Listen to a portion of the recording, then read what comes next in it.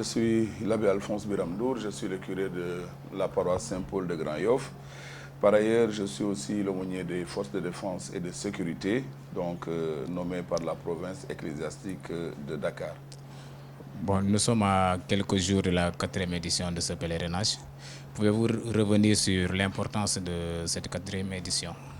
Alors, comme vous le savez, le pèlerinage est une démarche de foi qui donne à des fidèles, à des pèlerins comme on les appelle, de pouvoir sacrifier à la tradition de cette piété qui permette de se rendre à un lieu de pèlerinage où justement ensemble avec tous les autres pèlerins, eh bien, on l'on prie, l'on célèbre et l'on vit des moments de foi qui tournent autour vraiment de l'essentiel, j'allais dire, qui fait notre appartenance et notre piété.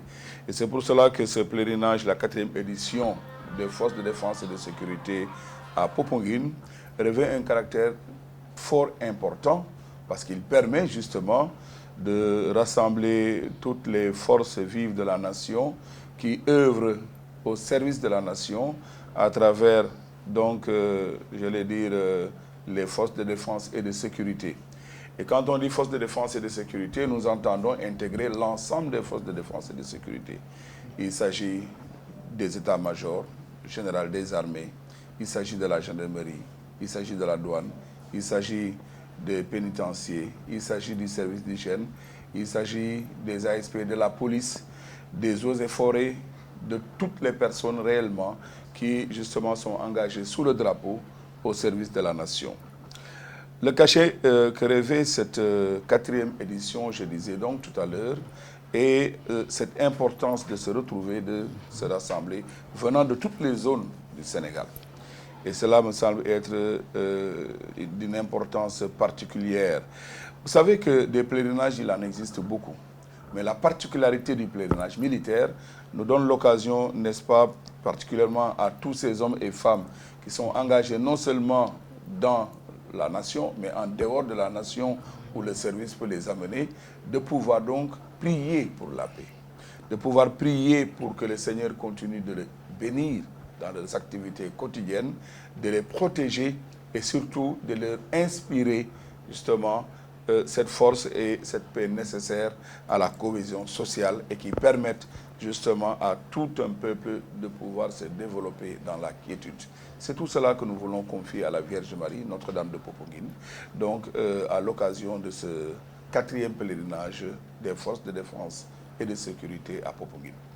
Quel est le thème qui est retenu pour cette édition? Alors, le thème pour cette année est tiré de l'Évangile selon saint Matthieu, au chapitre 5, verset 12, et qui s'intitule ainsi « Heureux les artisans de paix ».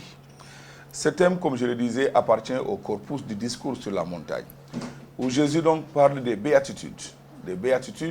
Et dans ces béatitudes, il y a une particulièrement que l'on a voulu choisir, celle qui parle des artisans de paix. Quand on parle de forces de défense et de sécurité, on a l'impression, ou plutôt on pourrait croire, que leur mission, leur travail, leur service se résout tout simplement à éteindre les foyers de paix. C'est le contraire. Les forces de défense et de sécurité travaillent à œuvrer pour la paix, en faveur de la paix. Il s'agit d'un travail parfois qui peut être fort ingrat, mais qui justement permet aux populations, permet aux nations, permet au peuple de pouvoir vaquer librement et dans la quiétude à leurs occupations. Le militaire en soi n'est pas un fossoyeur de la paix, c'est plutôt quelqu'un qui œuvre pour la paix. Et en choisissant ce thème, nous avons voulu justement marquer cette attitude qui est bien donc, des forces de défense et de sécurité, qui est de maintenir la paix. De maintenir la paix, parfois cela arrive à ce que l'on puisse arriver à des moments extrêmes où des conflits naissent, mais l'essentiel dans tout cela est réellement de faire en sorte que la paix puisse germer. Cette paix dont on a besoin et sans laquelle on ne peut pas faire grand-chose. Il n'y a aucun peuple qui se développe sans la paix.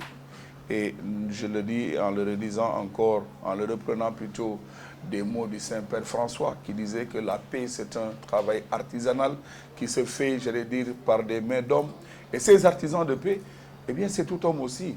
qui œuvrent à faire en sorte que la cohésion, qui œuvrent à faire en sorte que tout ce qui peut nous différencier peut ou puisse plutôt nous lier, qui œuvrent à faire en sorte que tout simplement nous puissions vivre dans cette quiétude et dans cette paix, comme je disais, dont nous avons réellement besoin. On est à la 4e édition. Certains qui vont entendre cela vont dire une première, deuxième, troisième, et nous voilà à la 4e. Est-ce que le nombre de pèlerins croît selon le nombre aussi? En effet, à la première édition, il y a de cela 3 ans, eh bien, nous étions partis avec un nombre atteignant relativement entre 800 et 850 pèlerins. Dès la seconde édition, nous avions déjà dépassé le cap des 1000 pèlerins et nous pensons que cette 4e édition nous permettra d'aller au-delà même des 2000 pèlerins. C'est un pèlerinage grandissant. Et en fait, cela montre le besoin que cela comportait de pouvoir se retrouver entre, j'allais dire, compagnons de corps ou bien entre, j'allais dire, camarades ou membres de la même promotion et qui aujourd'hui sont peut-être dispersés sur le territoire national, même au-delà du territoire national, de pouvoir se retrouver et de vivre ce que nous avons en commun, c'est-à-dire la foi. Et cela ne s'arrête pas seulement aux militaires, aux hommes et femmes du rang, aux officiers et sous-officiers, cela concerne l'ensemble des familles militaires.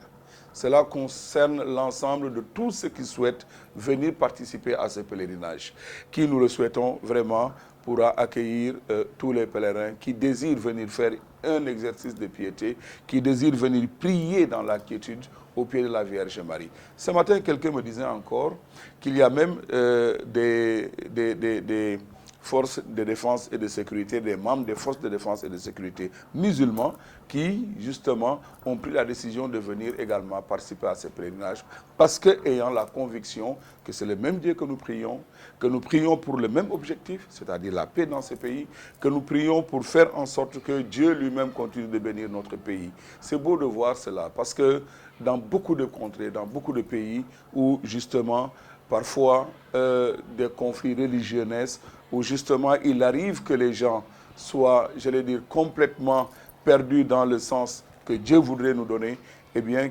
qu'on ait un pays comme le Sénégal qui vive cette cohésion et cette entente, cela me semble vraiment, cela me semble très beau et cela devrait pouvoir être, j'allais dire, on devrait en témoigner, devrait pouvoir être vulgarisé pour que tout le monde puisse réellement savoir que c'est Dieu qui nous a créés et qui voudrait que nous puissions vivre en harmonie et en cohésion et le même pour tout le monde, finalement. Et pour revenir encore au nombre de pèlerins, je le disais tantôt, tous ces pèlerins qui viendront de tous les diocèses du Sénégal, c'est-à-dire de Dakar jusqu'à Kolda, jusqu'à Kaolack, Ziguinchor, jusqu'à Sédhiou, Kaffrine, etc.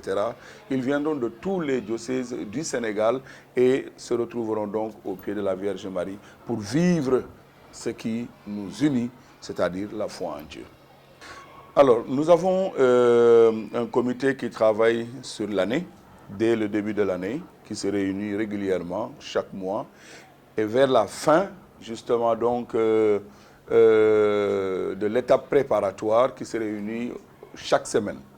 Et ce comité préparatoire donc, prend toutes les dispositions pour pouvoir donner l'information au niveau des corps, au niveau des unités, des bataillons, etc., pour permettre à chacun de prendre les dispositions nécessaires afin de pouvoir participer à ce pèlerinage des forces de défense et de sécurité. Nous avons bien entendu des hommes et des femmes qui sont engagés dans les opérations extérieures. Nous avons des hommes et des femmes qui sont engagés sur le territoire national. Nous avons des hommes et des femmes qui sont engagés au quotidien dans leur caserne ou dans leur campement et qui, justement, donc, comme je le disais tout à l'heure, ont la mission de pouvoir donc garantir la sécurité et la cohésion nationale. Toutes ces personnes sont bien entendu concernés par ce pèlerinage des forces de défense et de sécurité. Et à cette occasion, donc, nous donnons les informations nécessaires pour que les uns et les autres se préparent à vivre cet événement fort important pour la vie de foi de nous autres, hommes croyants en Dieu et qui voudriez qui voudrions donc faire en sorte que ce que nous faisons de nos mains puisse être béni par Dieu. Et c'est pour cette raison que donc, nous sommes en relation avec toutes les unités, tous les corps, toutes les compagnies, pour justement leur faire savoir que ce pèlerinage se tient à la date donc, du 5, 6, 7 juillet et qu'à cette occasion-là, donc, nous espérons rassembler le maximum de croyants, de fidèles qui viennent prier à Notre-Dame de Popenguine. Pouvez-vous revenir sur les temps forts qui vont animer, rythmer ce pèlerinage? Alors chaque année, nous avons un programme qui peut être, j'allais dire, modifié selon les éditions. Pour l'édition à venir, nous avons comme programme d'activité qui commence en fait le samedi matin à partir de 9 h. Nous avons un chemin de croix qui nous mènera de Popenguine à Guéréo en passant par la réserve naturelle de Popenguine, le Cap Raoul Naz, pour atterrir à Guéréo.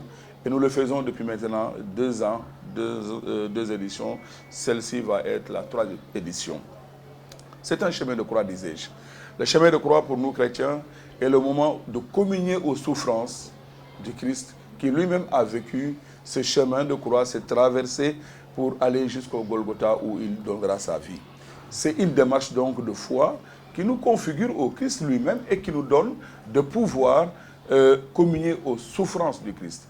Mais en communiant à ces souffrances par des sacrifices, j'allais dire physiques, par des sacrifices que cela comporte de marcher de Popenguine à Guéréo en passant par la colline du Cap Raoul Naz, eh bien ce sacrifice-là a aussi, j'allais dire, un caractère de piété qui permette réellement de vivre cette foi que nous avons en Jésus-Christ. Et en communiant à ces souffrances, nous communions aussi aux souffrances du monde entier.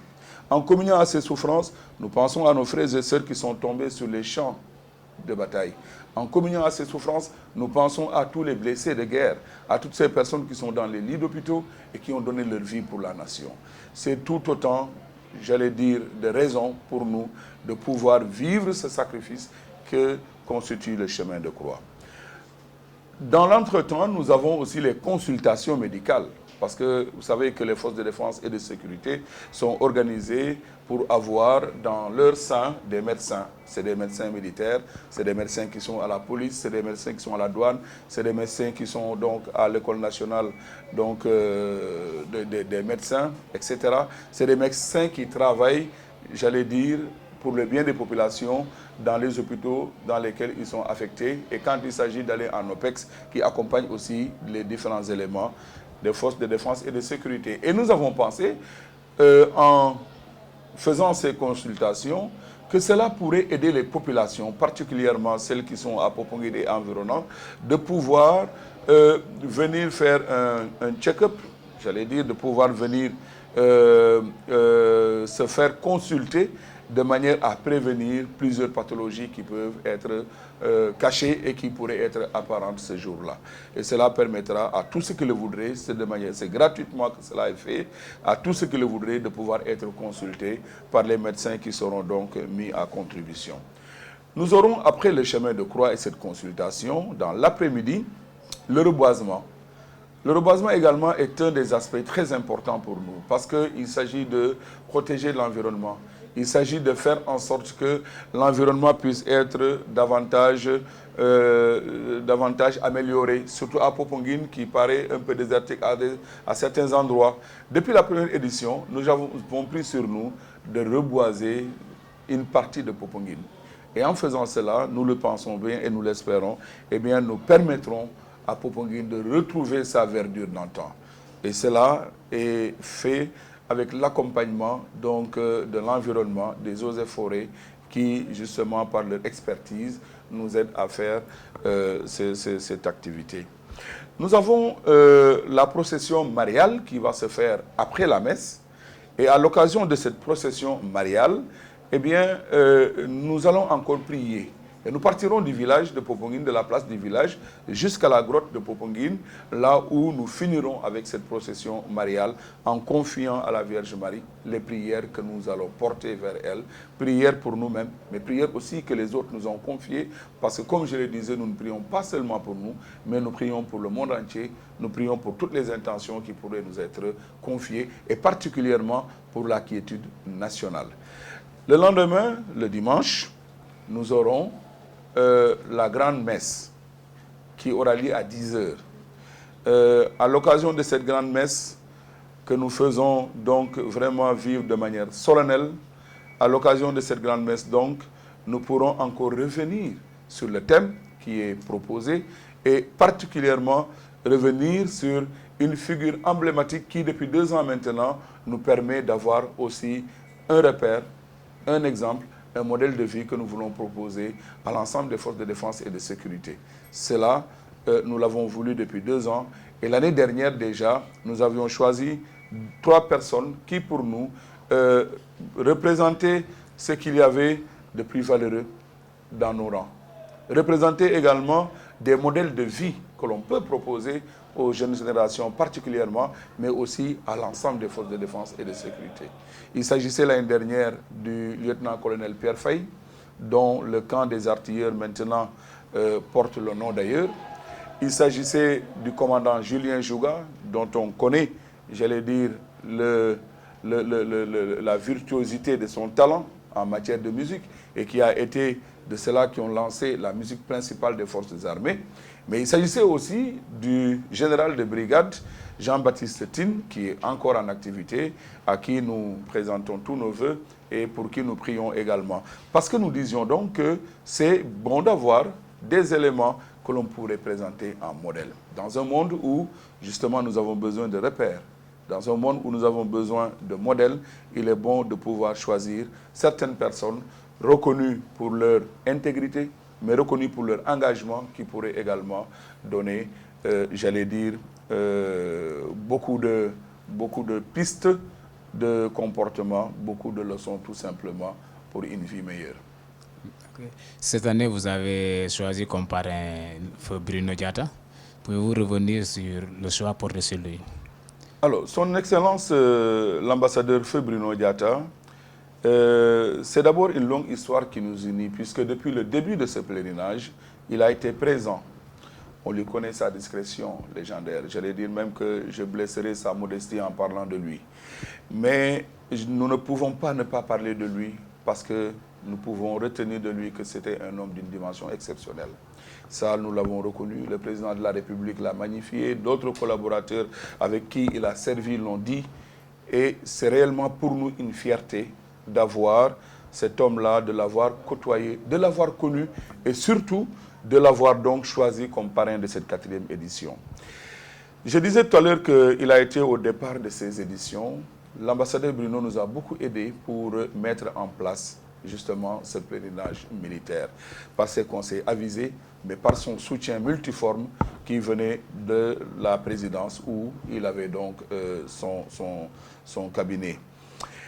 Nous avons aussi choisi l'ambassadeur Bruno pour d'autres raisons. Les raisons pour lesquelles nous l'avons choisi sont celles que j'évoquais tout à l'heure en parlant des 3 premiers parrains que nous avions choisis. L'homme en lui-même, nous le lui reconnaissons, est d'une discrétion sans faille, qui était certainement nécessaire pour le genre de travail qu'il faisait. Mais l'homme en lui-même est d'une générosité débordante. D'une générosité débordante, une générosité de cœur, mais également d'une humilité formidable. J'ai entendu un prêcheur dire que cet homme-là, réellement, on ne pouvait pas le remercier assez. Comment peut-il être quelqu'un qui maîtrise et qui connaît tant de choses et qui jamais n'ouvre la bouche pour en parler? Comment peut-il être un homme d'une importance, j'allais dire sociale, si remarqué, mais qui se faisait le plus petit? Et en fait, cette humilité de M. Diatta nous a beaucoup inspiré et devrait continuer d'inspirer les générations à venir. Nous pouvons être, j'allais dire, gradés dans l'armée, comme, j'allais dire, non gradés, hommes de rang, hommes de troupe. Nous pouvons être, j'allais dire, d'une intelligence supérieure, d'avoir des moyens, j'allais dire, très importants. Mais ce qui est important, c'est ce que nous faisons de tout cela. Ce qui est important, c'est ce que nous sommes réellement. Et en retenant encore ce que Grégoire disait, Saint Grégoire le Grand, que celui qui prête aux pauvres, prête à Dieu. Celui qui donne aux pauvres, plutôt prête à Dieu. En retenant également que l'humilité, c'est ce qui nous relève et qui nous élève finalement. Comme dans le Magnificat de la Vierge Marie, où il est dit, qui s'abaisse sera élevé. Nous retenons de cela de M. Diatta et nous sommes honorés plutôt de l'avoir choisi. Nous ne l'honorons pas. C'est nous qui sommes honorés de l'avoir choisi comme parrain et de pouvoir le présenter aux générations futures afin qu'il s'en inspire, qu'il s'inspire de l'homme et surtout que cette inspiration puisse porter en eux ses fruits d'humilité, de générosité, d'honnêteté et d'engagement patriotique. Tantôt, quand vous parliez du programme, vous avez parlé de la messe du dimanche. Qui va présider cette messe? Alors, bien entendu, chaque année, nous souhaitons que cette messe soit vraiment présidée par un de nos pères pasteurs, c'est-à-dire un de nos évêques.